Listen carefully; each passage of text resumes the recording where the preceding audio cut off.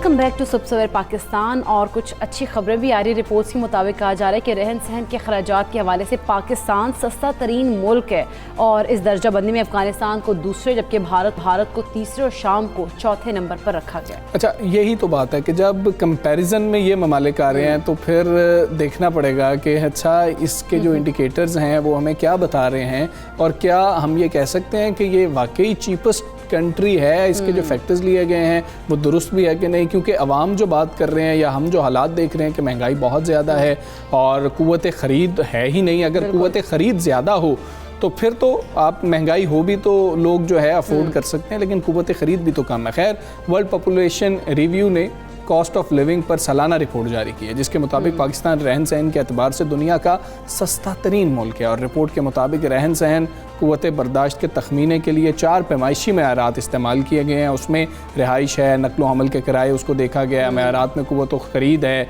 सारिफ कीमत है, रोज़मर्रा अशिया को, इन चीज़ों को शामिल किया बिल्कुल ऐसे ही है। अच्छा, रिपोर्ट में ये भी कहा गया कि नताइज के महंगे तरीन शहर जो है वो न्यूयॉर्क में है और रहन सहन अखराजात के साथ मुआवजा किया गया तो उन्होंने महंगे तरीन शहरों में जो है न्यूयॉर्क का नाम आया इस फहरिस्त में। जबकि रिपोर्ट में ये भी कहा गया कि दुनिया में रोज़मर्रा अशिया की कीमतों ने ज़्यादा मजबूत मईशतों को भी मुतासर किया है। एक तरफ आलमी रिपोर्ट के मुताबिक पाकिस्तान सस्ता तरीन मुल्क है तो दूसरी जानिब महंगाई के बोझ तले दबे शहरी चीखे मार है। अच्छा, मुल्क में नए माली साल 2021-22 में मतलब पहले माह के 4 हफ्तों के दौरान अगर हम देखें मुसलसल महंगाई की शरह में इजाफा जारी रहा और सालाना बुनियादों की बात कर ली जाए तो महंगाई 12.20% हुई है। और वफाकी इदारा शुमारियात महंगाई की हफ्तावार रिपोर्ट की अगर बात करें तो उसके मुताबिक भी एक हफ़्ते के दौरान टमाटर और प्याज और अंडे समेत 23 अशिया ज़रूरिया की कीमतों में इजाफा हुआ है। तो इस रिपोर्ट को हमें किस तनाजुर में देखना चाहिए? इस रिपोर्ट का मतलब क्या है? क्या ये कोई अच्छी है पाकिस्तान के हवाले से रिपोर्ट या फिर ये अच्छी रिपोर्ट नहीं है? इसको समझना भी बहुत ज़्यादा ज़रूरी है। खैर, पेट्रोल के ऊपर कुछ बातें हो रही थी और उसके ऊपर ये भी बातें हो रही थी कि जी कि अगर खित्ते की बात की जाए तो पाकिस्तान में सबसे सस्ता पेट्रोल मिल रहा है। फिर ये वाला मामला भी है। कुछ वज़ीर आज़म साहब ने भी गुफ्तगू किया, आपको वो भी सुनाते हैं। आज जो सबसे सस्ता मुल्क दुनिया में वो आपका पाकिस्तान है। पेट्रोल बदकिस्मती से लोग हमें कीमत बढ़ानी पड़ती है। दुनिया में 47% बढ़ा है, पाकिस्तान में 11% बढ़ा है सिर्फ। आज सारे मुल्कों में से जिधर जो तेल इंपोर्ट करते हैं सबसे सस्ता पेट्रोल और डीजल पाकिस्तान में है। हमारे लिए सबसे बड़ा जो मसला है ना, जो मेरे लिए हुकूमत के लिए तकलीफ दे रहा है, वो जो महंगाई है। डॉलर्स हमारे कम हो गए मुल्क में, उसकी वजह से रुपए गिर गया, डॉलर की कीमत ऊपर चली गई, सारी चीज़ें महंगी हो गई। जो तनख्वाहदार तबका उसको तो वाकई हिट हुई है कि अगर आपकी तनख्वाहें हैं तो जब चीज़ें ऊपर गई हैं, तनख्वाहदार तबके के लिए मुश्किल वक्त और उनके लिए हमने अभी सैलरी उनकी इंक्रीज़ की है, बढ़ाई है इस बारी। तो मैं सिर्फ रिक्वेस्ट करूँगा कि जो इंडस्ट्री वाले हैं, आप अपने जो मजदूर हैं उनकी आप ज़्यादा तनख्वाहें बढ़ाएँ। वज़ीर आज़म साहब ने इस बारे में क्या बात की आपने वो भी सुना। हम बात करेंगे मुआशी तज्ज़िया कार आबिद क़य्यूम सुलैरी साहब हमारे साथ मौजूद है। आबिद क़य्यूम सुलैरी साहब, अस्सलामु अलैकुम, गुड मॉर्निंग सर। सर, ये रिपोर्ट है, फिर हम इसके साथ अफ़गानिस्तान को देखते हैं और शाम को देखते हैं तो कुछ समझ नहीं आ रही है इस रिपोर्ट की कि इसको किस तरीके से हम जो है इंटरप्रेट करें या परसीव करें। थोड़ा सा बताइएगा, क्या ये रिपोर्ट पाकिस्तान के बारे में एक अच्छी रिपोर्ट है? देखिए, ये बेसिकली मैक्रो लेवल की पिक्चर आपको दिखाती है कि दुनिया के मुख्तलिफ मुल्कों में जो आबादी है, अगर रहन सहन के अखराजात का तखमीना देखा जाए, रेंटल इंडेक्स को देखा जाए, जो कंज्यूमर प्राइस इंडेक्स है उसको देखें और जो ग्रॉसरी का इंडेक्स है, उन 4 चीज़ों पे देखें तो एवरेज क्या पड़ती है। एवरेज जो है ना, एवरेज थोड़ा सा आपको मिसलीड कर देती है। अगर आपकी आमदनी जो है वो 1 लाख रुपया है, मेरी आमदनी जो है वो 10,000 रुपये है, तो हमारी जो एवरेज है वो 55,000 रुपये फीकस निकलेगी हम दोनों की। तो एवरेज जो है वो इनइक्वालिटी या इनइक्विटी जो है उसको शो नहीं करती है।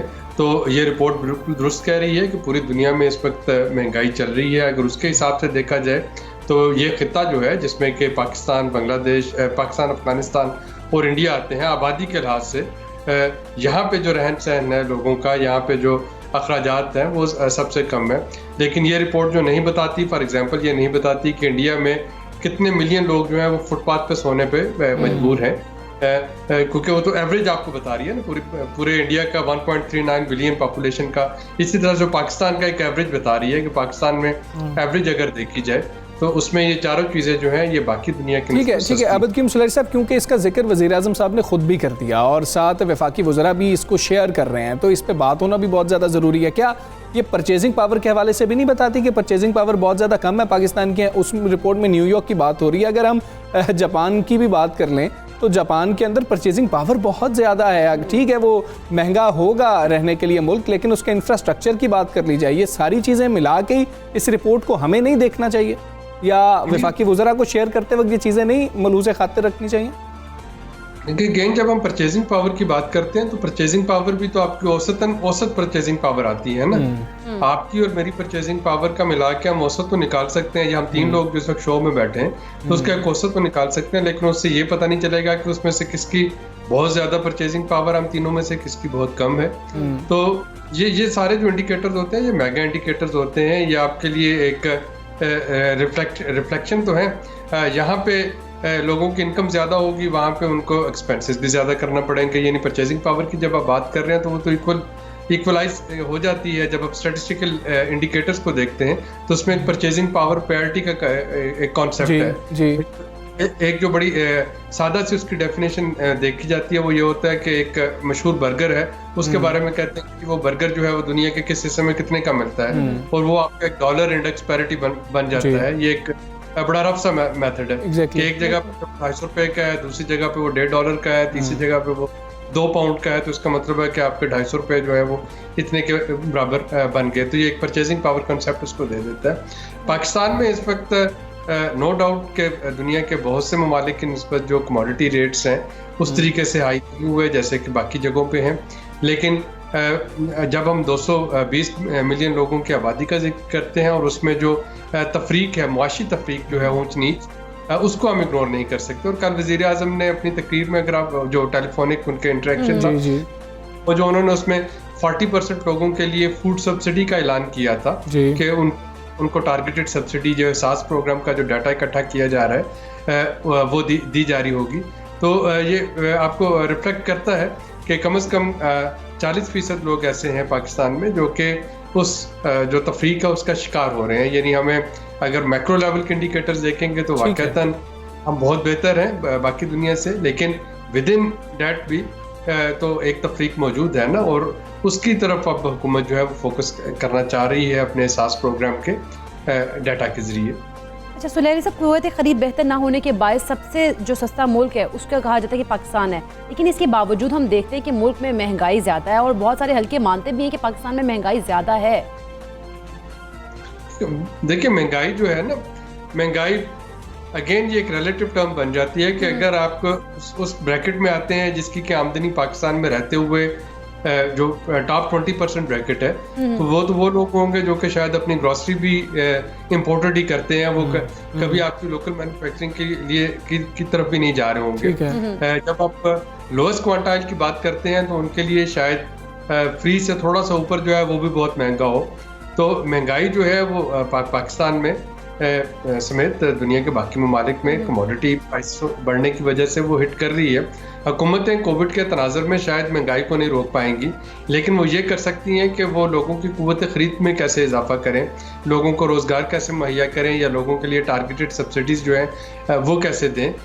और अगर मैं पाकिस्तान हुकूमत की स्ट्रेटजी देखता हूँ और इंशाल्लाह अगर ये एहसास प्रोग्राम का जो डाटा इकट्ठा किया जा रहा है अगर ये रोल हो जाता है तो कम से कम टारगेट सब्सिडी जो है जो लोएस्ट क्वार्टाइल को मिल जाएगी। हाँ, जो मिडिल क्लास है, मिडिल क्लास इसमें इफेक्ट हो रहा है क्योंकि मिडिल क्लास वो बगैर जाने वो सब्सिडी अवेल कर रहा था किसी न किसी तरीके से। यूटिलिटी स्टोर पे चले जाते थे, रमजान बाजार में। ठीक है सुलैरी साहब, ये भी बता दीजिएगा कि मसला ये है कि ट्विटर पर आपको पता है कि हर चीज़ सोशल मीडिया के ऊपर शुरू हो जाती है, 2 तरह के ग्रुप्स बन जाते हैं। अब दूसरा ग्रुप ये कह रहा है, एक ग्रुप तो चलें ये शेयर कर रहा है, इस बात को बाय करने के लिए भी तैयार है कि पाकिस्तान सस्ता तरीन मुल्क है जी रहने के हवाले से, और अगर पेट्रोल की कीमतों की बात कर लें तो वो खित्ते के हवाले से। लेकिन जब वफाकी वज़रा ये बात कर रहे होते हैं या वज़ीर आज़म साहब ये बात कर रहे होते हैं तो क्या ऐसी रिपोर्ट्स को ग्लैमराइज किया जा रहा होता है? उसका ये मतलब तो नहीं होता कि देखें जी हालात तो बेहतर हैं पाकिस्तान के अंदर, तो इतनी कोई वावेला करने वाली बात नहीं है, और फिर गुंजाइश भी निकल आती है मज़ीद पेट्रोल महंगा करने की अगर हम ऐसी रिपोर्ट शेयर करें तो? पॉजिटिव वाइब जो है वो तो बहरहाल इन चीज़ों से निकलती है, और अच्छा। गुंजाइश हो या ना हो, जब आपकी इंटरनेशनल मार्केट में कीमतें बढ़ेंगी तो आपकी डोमेस्टिक कीमत जो है वो बढ़ाना पड़ेगी। यानी हुकूमत जो है इस वक्त अगर पेट्रोल की कीमत को ग्रेजुअली नहीं बढ़ा रही होगी तो उसका नतीजा ये होगा कि साल के आखिर में एक लंबा चौड़ा फिस्कल डेफिसिट जो है वो खड़ा हो जाएगा। तो ये आप इस तरह की रिपोर्ट शेयर करें या ना शेयर करें, अगर पेट्रोल की कीमत इंटरनेशनल मार्केट में इसी तरीके से तेज़ी पे रहती है, जो कि कोविड वैक्सीन के बाद जो रिकवरी आ रही है, उसके बाद एनर्जी की डिमांड जो है वो बढ़ रही है पूरी दुनिया में, तो जाहिर है कि हुकूमत को उसको बढ़ाना है। हाँ, अगर उसको सब्सिडी का कुशन जो हुकूमत के पास था वो बड़ा जल्द ख़त्म हो जाएगा, उसके बाद फिर मुश्किल पड़ जाएगी। तो यहाँ पे अगेन वही आर्गूमेंट आ जाएगा कि क्या क्रॉस द बोर्ड सब्सिडी दी जानी चाहिए, एक पराठों वाले को भी पेट्रोल उसी रेट पे मिले, एक मोटरसाइकिल वाले को या चिंकी वाले को मिलता है। तो वहाँ पे जवाब आएगा कि नहीं जी, इसको टारगेटेड सब्सिडी रखें। टारगेटेड सब्सिडी में जो आपका लोएस्ट क्विंटाइल है उसको आप सब्सिडाइज करें, डायरेक्ट उसको पेमेंट करें। बड़ी गाड़ी वाले के लिए पेट्रोल महंगा हो, लेकिन वो जो दरमियानी गाड़ी वाला बीच में है, मैं दोबारा से दोहराता हूँ कि मिडिल क्लास जो है वो अफेक्ट होगी, क्योंकि मिडिल क्लास को अक्रॉस द बोर्ड सब्सिडी पे मिडिल क्लास का बड़ी हद तक इन्हिसार है। बिल्कुल ठीक है। आबिद किमसलारी साहब, बहुत शुक्रिया आपका। सबसे पहले पाकिस्तान बात कर रहे थे। अच्छा, रिपोर्ट एक है, रिपोर्ट को मुख्तलिफ एंगल से जो है जांचा जा सकता है और इसके मुख्तलिफ जो हैं ज़ावियों से इसको देखा जा सकता है कि क्या है। और अगर हम देखें कंपैरिजन की बात, तो फिर जब इसको शेयर किया जाए, क्या हमें ग्राउंड रियलिटीज़ का नहीं पता। अगर हम एक तरफ बात करें कि सबसे बड़ा चैलेंज हमारा महंगाई है और दूसरी तरफ हम कह रहे हैं कि चीपेस्ट कंट्री है ये रहने के लिए, और फिर आप कंपैरिजन भी तो देखें एक जगह कैसे हालात हैं हमारे हमसाया मुल्क के अफगानिस्तान के, और वो भी जो है हमारे साथ साथ मौजूद नज़र आ रहा है। और फिर देख सकते हैं कि सिचुएशन क्या है हमारी ग्राउंड रियलिटीज़ पे पाकिस्तान की खास तौर पर। खैर, आगे बढ़ते हैं, बात कर लेते हैं पंजाब में तलबा की, क्योंकि तवील छुट्टियां थी वो ख़त्म हो गई हैं और सुबह भर में आज से तमाम सरकारी और निजी स्कूल जो है वो खुल गए हैं, जिसके साथ साथ ही हम देखते हैं कि नया तालीमी साल भी शुरू हो गया और हज़ारों बच्चे पहली दफ़ा स्कूल्स में अब कदम रख रहे हैं। कोरोना वबा की वजह से एक दिन में 50% तलबा को बुलाने की अब इजाज़त दी गई है। लड़कों के लिए स्कूलों के औकातकार के हवाले से बताया जा रहा था और लड़कियों के कुछ मुख्तलिफ हैं। लड़कों के लिए सुबह 7:30 बजे से 12:30 बजे तक रखे गए हैं, जबकि लड़कियों के लिए स्कूल सुबह 7:45 पर लगेगा और जो है छुट्टी 7:45 बजे हो जाएगी। वज़ीर तालीम पंजाब मुराद साहब भी ये कह रहे हैं तालीमी इदारों में कोरोना SOPs पर सख्ती से अमल दरामद होगा। बिल्कुल ऐसी, और उन्होंने कहा कि अगर खिलाफ वर्जी की जाएगी तो उनके खिलाफ जो है वो सख्त कार्रवाई भी की जाएगी। दूसरी जानिब हम देखें पंजाब में अगर तो यकसा तालीमी निज़ाम जो उसके हवाले से अब अमली तौर पर काम करने वाला पहला सूबा बन गया है पंजाब, और सूबे में आज से तमाम सरकारी और निजी तालीमी इदारों और दीनी मदारिस की अगर बात की जाए तो वहाँ पर भी यकसा निसाब तालीम नाफिज कर दिया गया है। बिल्कुल ऐसे ही है। बात कर लेंगे वज़ीर पंजाब डॉक्टर मुराद साहब हमारे साथ मौजूद हैं। मुराद साहब अस्सलाम वालेकुम, गुड मॉर्निंग। अच्छा सर, नया तालीमी साल शुरू हो गया, सबसे पहले यकसा निसाब तालीम पर बात कर लेते हैं। सर, एतराज़ात बहुत ज़्यादा आ रहे थे, क्या वो दूर कर दिए गए हैं आप लोगों की जानिब से? देखिए जी, एतराज़ात उनसे आते हैं हमेशा जिनको सब कुछ पता है, जिनको शुरू से इन्वॉल्व किया गया। जब ये 2.5 साल पहले कमेटी बनी थी, इसके अंदर प्राइवेट सेक्टर के लोग भी थे, सिविल सोसाइटी भी थी, उलमा भी थे, सब थे बीच। ये 40 मेंबर से ज्यादा की कमेटी थी जब ये काम शुरू किया गया। So everybody has been on board. और अब आके अगर कोई इस पे कहेगा कि हमें नहीं पता था, तो वो बिल्कुल गलत बयान। So that's why I don't believe कि ये कोई ऐसी चीज करने हम जा रहे हैं जिसका लोगों को पता नहीं था। हमने पंजाब में स्पेशली प्राइवेट सेक्टर को 3 दफा बुलाया और उनको कहा कि जी ये करने जा रहे हैं, ये कर रहे हैं। ठीक है मुराद साहब, ये बता दीजिएगा, कहा जा रहा है कि NOC नहीं दिया गया पब्लिशर्स को, जिससे बड़ा मसला पड़ रहा है। ये NOC क्यों नहीं दिया गया पब्लिशर्स को? ये बिल्कुल झूठ बोल रहे हैं। इनको बुलाया गया, इनको कहा गया कि जी आप आए, आप जमा करवाएं। इनको डेट्स दी गई कि जी इस डेट को आप जमा करवाएंगे, आपको इस डेट को नसीब मिलेगा, इस डेट को जमा करवाएंगे। हमने इनकी वजह से, क्योंकि हमने स्कूल ईयर जल्दी शुरू करना था, हमने उसको और छोटा किया प्रोसेस को। अच्छा। और हमने कहा जी कि आप बताएं, और अभी भी आप देखें एक लिस्ट है बुक्स की जिनको हमने NOCs दी है, पूरी एक लिस्ट है किताबों की जिन्होंने टाइम पे जमा करवाए, उनको NOCs दिए। और इस तरह का कोई बात नहीं है। देखें, ये एक आपको पता है कि इस मुल्क पे सिर्फ माफियाज बनाए गए थे पहले, जो कि डिफरेंट चीजों को रोकने के लिए और अच्छे कामों को रोकने के लिए। अच्छा। और वो अपने सेल्फ बेनिफिट को सिर्फ देख रहे होते हैं। तो इसलिए ये आके कहना कि जी हमें कॉन्फिडेंस भी नहीं लिया, हमें बताया नहीं। सबको, कोई मुझे आज आके ये चैलेंज कर दे कि जी उनको बताया नहीं गया, या उनको ऑन बोर्ड रखा नहीं गया, वो आके हमें बताएं। अच्छा मुराद राजा साहब, जिन प्राइवेट ऑर्गेनाइजेशन की अगर बात करें, वहाँ पर अगर यकसा निसाब तालीम वो नाफिज नहीं करते तो उनके खिलाफ क्या कोई कार्रवाई भी की जाएगी? देखिए मेरे साथ तो सबने, हमारे डिपार्टमेंट के साथ तो सबने एग्री किया है कि वो करेंगे। सो हम तो एक्सपेक्ट ही नहीं करेंगे कोई नहीं करेगा। जब नहीं करेगा तो फिर उसके लिए तो हम ऑब्वियसली स्टेप्स लेंगे जो हमसे भी हमें लेने पड़ेंगे। ठीक है मुराद राजा साहब, ये भी बताइएगा इस निसाब की खुसूसियात क्या हैं? अच्छा पेरेंट्स खासतौर पे, और क्योंकि पेरेंट्स फैसला कर रहे होंगे अपने बच्चों के हवाले से, वो भी मुतमईन आपको नजर आ रहे हैं? आपने कुछ इस हवाले से भी सर्वे करवाया? बिल्कुल, मैं आपको ये बताऊं, देखें कि हमने अपनी ये किताबें जो है ये सबको पढ़ाई, जितने आपके प्राइवेट सेक्टर के लोग हैं सब, उन्होंने कहा जी कि वाकई में बड़ी अच्छी किताबें बनाई, इनके अंदर कोई माइनर चेंजेस हैं वो आपको जरूर करने चाहिए। हमने कहा जी पहली दफा एक चीज लेकर आए, आगे चल के चीजों के अंदर चेंजेस लाए जाते हैं और उनको और बेहतर से बेहतर किया जाता है। एक ही चीज ला के, जिस तरह पिछली हुकूमतें एक ही किताब ला के 10-20 साल चलाती रही, ठीक है, आपको हर साल उन बुक्स के अंदर चेंजेस करने पड़ते हैं, अपडेट करना पड़ता है जरा चीजों को, और उनको बेहतर से बेहतर करना पड़ता है। ठीक है। तो प्राइवेट सेक्टर ने आके तारीफें की, और मैं आपको पहली दफा बताऊं हमने क्या, हम टीचर ट्रेनिंग जो है वो प्राइवेट सेक्टर की फ्री कर रहे हैं उन टीचर्स। हमारा जो कायद डिपार्टमेंट टीचर ट्रेनिंग करता है, और मैंने इसके एक स्टेप फर्दर क्या किया कि मैंने पहली दफा जो हमारे लीड ट्रेनर्स और मास्टर ट्रेनर्स हैं 50% मैंने प्राइवेट सेक्टर से लिए, जो आज तक कभी नहीं हुआ, ताकि एक अच्छा कंपटीशन का माहौल भी बनेगा और हम उनसे सीखेंगे, वो हमसे सीखेंगे, ताकि लोग ये ना कहें जी कि ये फिर वही गवर्नमेंट के ट्रेनर्स हैं जिनको आता नहीं है या ये नहीं है या वो नहीं है। तो मैं 50% प्राइवेट सेक्टर से ट्रेनर्स लेकर आया, तो वो सारे मिलके इस वक्त भी टीचर ट्रेनिंग जो है वो हमारी चल रही है नेशनल करिकुलम। अच्छा मुराद राजा साहब, इस वक्त जो है आज जो है फर्स्ट डे है, स्कूल खुल गए हैं, और आप क्या अब जो SOPs पर इम्प्लीमेंटेशन की अगर बात करें तो किस तरह से किया जाएगा, सख्ती कैसे की जाएगी, और दूसरा इस बात को यकीनी बनाया गया कि जो तमाम टीचर्स हैं वो वैक्सीनेट होकर आए हैं? जी देखें, दो चीजें मैं आपको बताऊं। एक तो हमारी टीमें सब जगह आज पंजाब में निकली हुई है, मेक श्योर के SOPs फॉलो हो रहे हैं। दूसरी चीज मैं आपको ये बताऊं, देखें वैक्सीनेशन इतनी स्पीड पे माशाल्लाह हो रही है, इस वक्त 3 करोड़ से ज्यादा लोग वैक्सीनेट हो चुके हैं। तो मैं टीचर्स तो हमने वैक्सीनेट करवाए हैं, मगर मैं चाह रहा हूं कि जो फैमिलीज हैं वो फोकस करें। सबसे जरूरी है माँ बाप का या बड़े बहन भाई हैं उनका होना वैक्सीन, बिल्कुल दुरुस्त बात, ताकि बच्चा स्कूल ना लेकर आए। और हमने बोला भी 50% पे कि 50% एक दिन बच्चे होंगे, 50% एक दिन होंगे। तो इसलिए आई थिंक एक चीज अब शुरू की है, पहले इतना नुकसान हो चुका हुआ है, तो होपफुली वी कैन मेक। अच्छा ठीक है मुराद राजा साहब, ऑन अ लाइटर नोट, आपको बच्चे पहले राब्ता करते रहे हैं कि जी कि आप इम्तिहानात ना लें, आपने 2 टोक का जी इम्तिहानात तो होंगे, अभी भी कुछ बच्चे राब्ता करते हैं कि सर प्लीज कोई गुंजाइश निकल सकती है? सर कोई राब्ता करते हैं, अल्लाह करे कि ये बच्चे उतना टाइम जितना मुझे फोन करने में लगाते हैं ना, उतना टाइम पढ़ाई पे लगाएं तो शायद वो पास हो जाए। आप सोच नहीं सकते कि मेरा टेलीफोन सुबह बजना शुरू होता है, 24 घंटे बजता रहता है, कि मेरी अपनी फैमिली मुझे कहती है कि ये फोन है, ये क्या चीज है कि इसकी सारा वक्त लाइट ब्लिंक करती रहती है।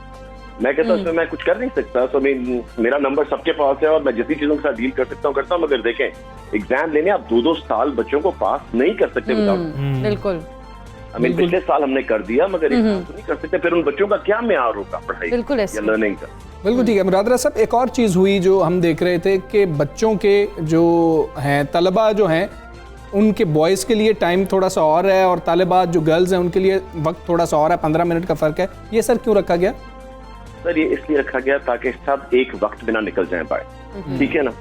जो ट्रैवलिंग भी करनी है उसमें भी टाइम का थोड़ा फर्क रखा है, और बाकी चीज़ों के अंदर ताकि एकदम रश ना हो कि अगर किसी को कोई लेने के लिए भी आ रहा है तो थोड़ा सा आगे पीछे टाइम हो, तो एकदम बजाय सबको इकट्ठा करने के साथ होनी भी और कुछ भी नहीं है। ठीक है मुराद राजा साहब, बहुत शुक्रिया आपका। सुबह सवेरे पाकिस्तान से आप बात कर रहे हैं और उन्होंने बताया ख़ास तौर पे वो बच्चे जो उनको बहुत ज़्यादा तंग कर रहे हैं बार बार कॉल्स करके कि जी के इम्तिहानात जो हैं वो आप ना लें, लेकिन बच्चों को तैयारी करनी पड़ेगी। और मुराद राजा साहब ने भी कहा कि अपना जितना फोकस यहाँ पे कर रहे हैं वो इतना अगर पढ़ाई पे करें तो उनको फिर आखिरी रात तक जो है वो, अभी हम बात करें 10वीं के बच्चों को, उनको भी उम्मीद थी कि कुछ ना कुछ जो है हो जाएगा, लेकिन उनको इम्तिहानात देने पड़ रहे हैं। और हमने जो कुछ रिपोर्ट्स देखी हैं उसके मुताबिक 99% से ज़्यादा बच्चे अपेयर हुए हैं। बिल्कुल ऐसे। अच्छा वैसे वो उन लोगों को उम्मीद थी ना कि वो सिंध को देखते हो कहते कि पंजाब में भी हो जाएंगे मुलतवी, लेकिन ऐसा नहीं हुआ। खैर वो बच्चे जो है उनकी वो पूरी तादाद के साथ जा रहे हैं, पेपर्स दे रहे हैं। हम आपको बेस्ट ऑफ रखेंगे कि जी आप लोग अच्छे नंबर से अच्छा, अब हम आपसे एक मुनफरिद सा जो वाक़या है वो शेयर करते हैं। ऐसी कोई फिल्मी कहानी लगती है, ऐसे कई वाक़यात आपने सुने होंगे कि जिसमें सोशल मीडिया की मदद से गुमशुदा लोग और चीज़ें उनके प्यारों को वापस मिली हैं, लेकिन आज तक ऐसा अनोखा वाक़या नहीं मिला जिसमें ऐसा कुछ हो गया हो कि सोशल मीडिया बिल्कुल हेल्प ही ना कर पा रहा और एक बंदे ने खुद से कोशिश करके बड़ी एफर्ट करके एक बंदा ढूंढ निकाला हो। अच्छा, वो बंदा जो है वो पाकिस्तानी है, पाकिस्तानी लड़के ने अब सोशल मीडिया की मदद के बगैर ही हिंदुस्तानी शख्स की मदद की है। अच्छा, कहानी का आगाज़ जो वो ऐसे होता है कि 29 जुलाई को उस वक्त ये वाक़या हुआ जब वो लंदन में मुकीम लाहौर से ताल्लुक़ रखने वाले गाजी तैमूर को एक गुमशुदा वॉलेट मिलता है, ठीक है। और उन्होंने ट्विटर पर वो जो है वो उसकी पिक्चर शेयर करते हैं और कहते हैं कि जी इस बटुए में मौजूद बैंक कार्ड से मालूम हुआ है कि ये किसी राहुल नामी शख्स का है। और अब उसकी तलाशी मतलब उसको तलाश करने का जो है ना वक्त शुरू हो गया और गाजी ने सार्फिन को वाक़े से बाखबर रखने के लिए मुत्तला रखने का जो है वादा भी किया। उन्होंने अगली ट्वीट में बताया कि इस नाम का बंदा उन्हें सोशल मीडिया पर मिल ही नहीं रहा। एक और ट्वीट में गाजी ने कहा कि गूगल सर्च इमेज तजवीज़ कर रहा है कि राहुल का ताल्लुक गुजरात भारत से है, लेकिन मुझे नहीं लग रहा कि ये वही राहुल अच्छा है। वैसे जो है ना तैमूर उसने बड़ा फिल्मी अंदाज में नहीं तमाम स्टोरी को लेके चला है। और तैमूर ने ये भी बताया कि उन्होंने इसे लिंक्डइन पर तलाश करने की कोशिश की और राहुल नामी एक शख्स मिल तो गया जो लंदन में काम करता था, मगर उसकी जो प्रोफाइल है वो लॉक होने के बायस वो कोई पैगाम नहीं भेज सकता था। तैमूर ने अगली ट्वीट में कहा कि लिंक्डइन के मुताबिक राहुल बरतानिया की एक फूड एंड बेवरेज कंपनी जो है वो उसमें मुलाजिम। अच्छा, उसका फिर हेड ऑफिस नहीं मिल रहा था। खैर गाजी ने अपने तौर पर कोशिश की, तैमूर ने, उन्होंने बहुत लंबी स्टोरी बड़ी लंबी स्टोरी चली। उन्होंने बताया कि जी कि मैंने कोशिश की है। खैर वो कंपनी में पहुंचे, वहाँ पर जाके उन्होंने देखा और उन्होंने आखिरकार राहुल के ऑफिस का पता चला लिया और फिर उन्होंने लिखा कि जी के हेड ऑफिस राहुल के अंजलि जा रही है और अंजलि के अंदाज में मैं जा रहा हूँ और दुआ है कि वो मुझे वहाँ मिल जाए। और फिर भारतीय शहरी को वो वहाँ पर उनका वॉलेट वापस करके, और जब राहुल को वो मिला उन्होंने राहुल की तस्वीर शेयर की और साथ ये बताया कि राहुल बहुत खुश थे और उनकी आंखों में जो है पानी भी आ गया कि मेरी मदद की है इस तरह बिल्कुल से। ऐसी। अच्छा, इस तरह के काम जो है करने चाहिए हर एक कोई, और जिस तरह से ये तैमूर ने किया वो एक बड़ा ज़बरदस्त काम था। सोशल मीडिया सारिफीन जो है वो उनकी इस काविश को ना सिर्फ पाकिस्तान में मतलब सराह रहे हैं बल्कि ओवरऑल अगर देखा जाए तो वहाँ पर उनको सराहा जा रहा है और भारत में भी तैमूर के चर्चे हो गए। क्या बात है तैमूर की। हम ब्रेक लेते हैं, ब्रेक के बाद वापस आते हैं।